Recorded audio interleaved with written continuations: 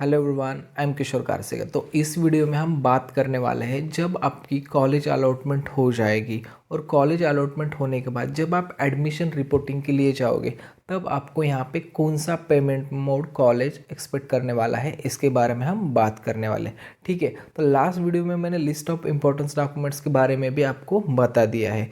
तो ये importance documents as well as आपको सबसे इम्पोर्टेंट पार्ट कि जो भी कॉलेज को फीस प्रोसेसिंग है वो आपको यहाँ पे डिमांड ड्राफ्ट के थ्रू कॉलेज को पेड करनी है, यानी कि शॉर्टकट में आप डीडी भी कह सकते हैं, डिमांड ड्राफ्ट। क्योंकि जो भी गवर्नमेंट कॉलेज हो या प्राइवेट कॉलेज हो, ये दोनों भी कॉलेज यहाँ पे कोई भी कैश यहाँ पे एक्सपेक्ट नहीं करता। तो यहाँ पे आपको टोटली एक तो डीडी पेमेंट या ऑनलाइन पेमेंट ही करना पड़ेगा। ठीक है, तो लेकिन जैसे ही जितने भी हमने यहाँ पे कॉलेज के फीस स्ट्रक्चर अभी चेक किए तो हर कॉलेज का यहाँ पे डिमांड ड्राफ्ट के थ्रू ही पेमेंट लिया जाने वाला है।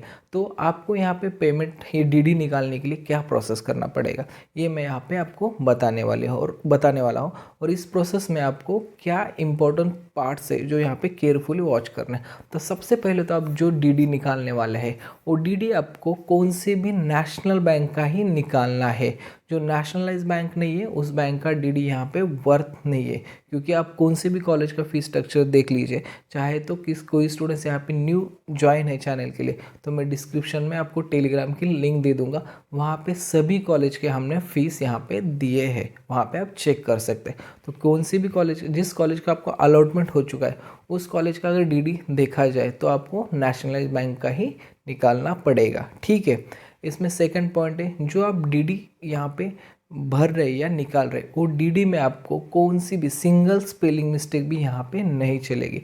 इनकेस आपकी स्पेलिंग मिस्टेक हो गई तो ये डीडी यहाँ पे कॉलेज नहीं लेगा। ठीक है, तो आपको जो डीडी का जो पेमेंट है वो मतलब डीडी का जो नेम है वो केयरफुली, मतलब कौन से कॉलेज के लिए निकालना है और पेएबल एट कहाँ पे करना है ये आपको केयरफुली यहाँ पे देखना पड़ेगा।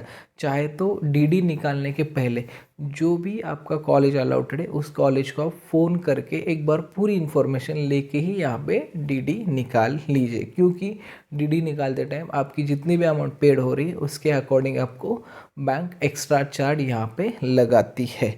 ठीक है, और जो भी स्टूडेंट्स यहाँ पे कैटेगरी से आते हैं, ओपन से या ईडब्ल्यू से, एक बार कॉलेज को कंफर्म करके ही यहाँ पे उस फीस का डीडी निकाल लीजिए, क्योंकि जो हमने फीस आपको दी है 2021 2022 की, तो इसमें कुछ कॉलेज के लिए स्टार मार्क मेंशन किया है। तो कहीं कॉलेज की फ़ीस बढ़ भी सकती है और कहीं कॉलेज की फ़ीस कम भी होने के चांसेस रहते हैं। तो अलॉटमेंट के बाद जब आप कॉलेज रिपोर्टिंग के लिए जा रहे हो तो एक बार कॉलेज को फ़ोन करके जाना पड़ेगा।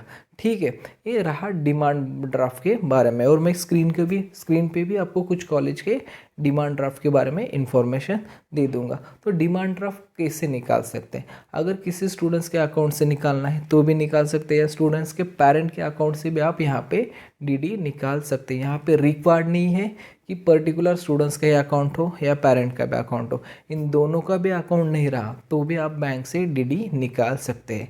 डीडी आपके लिए बहुत सेफ पेमेंट है, क्योंकि जिसको आपको देना है उसका नाम ही, उसके नाम भी यहाँ पे कैश जाने वाली है। ठीक है, यहाँ पे आप डीडी जो निकाल रहे हो वो डीडी आप एक तो बैंक में जाके निकाल सकते हैं, या कुछ पेरेंट्स की ऑनलाइन या नेट बैंकिंग यहाँ पे अवेलेबल है तो वो अपनी net banking and online banking के थ्रू भी यहाँ पे निकाल सकते हैं। ठीक है, और जो भी आप यहाँ पे फीस पेड करने वाले हैं डीडी पे, तो आपको एक बार कॉलेज को कंफर्मेशन करके ही यहाँ पे करना, फीस पेड करना, क्योंकि आप डीडी का चार्ज अगेन एंड अगेन मत पे करो, एंड डीडी निकालने के लिए भी टाइम लग सकता है, इसलिए मैं आपको बोल रहा हूँ। तो मैं अभी कुछ एग्जांपल देता हूँ। तो जैसे फर्स्ट कॉलेज है हमारा SKN Pune college, Kashibai Navale Pune college, तो स्क्रीन पे दिखाई दे रहा होगा आपको। तो उन्होंने यहाँ पे मेंशन किया है payment of fee demand draft in favour of SMT Kashibai Navale medical college Pune. ठीक है, कॉलेज का पूरा नाम और पेएबल एट पुणे, इसके अकॉर्डिंग आपको यहाँ पे जमा करना है। ठीक है, यहाँ पे लिस्ट ऑफ इम्पोर्टेंट डॉक्यूमेंट भी दी है, और वहाँ पे जो आपका एडमिशन का फॉर्म है वो भी आपको फिल करना पड़ेगा। इनकेस कुछ कॉलेज के अंडरटेकिंग में वो भी आपको यहाँ पे फिलअप करने पड़ सकते हैं।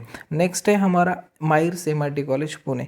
तो इनका जो डीडी है, demand draft should be drawn on the national bank in favour of the MIMER's MER medical college payable at Pune. ठीक है, तो ये आप डीडी जब फिलअप कर रहे हैं, ये फर्स्ट पूरा नाम चेक कीजिए और किसके अकाउंट पे जाना है ये भी चेक, मतलब किस अकाउंट का निकाल रहे ये भी चेक करना पड़ेगा, और जो आपकी कैटेगरी मेंशन की है उसके अकॉर्डिंग वो डीडी अमाउंट यहाँ पे मेंशन करना ज़रूरी है। ठीक है, और सभी कॉलेज का अगर देखा जाए तो कुछ कॉलेज यहाँ पे फर्स्ट ईयर रजिस्ट्रेशन फॉर्म भरवा के लेते और कुछ कॉलेज अंडरटेकिंग भी लेते हैं। ठीक है, तो मैक्सिमम कॉलेज में registration as well as undertaking compulsory यहाँ पे लिया जाता है, तो उसके बारे में भी मैं आपको अलग से एक वीडियो में बताऊंगा। ठीक है, और जो भी अभी एक 3-4 कॉलेज के मैं स्क्रीन पे आपको एग्जांपल दे दूंगा। ठीक है, जो डिमांड ड्राफ्ट के बारे में अगर किसी स्टूडेंट्स के पास फीस स्ट्रक्चर अवेलेबल नहीं है तो टेलीग्राम से यहाँ पे जाके चेक कर सकता है।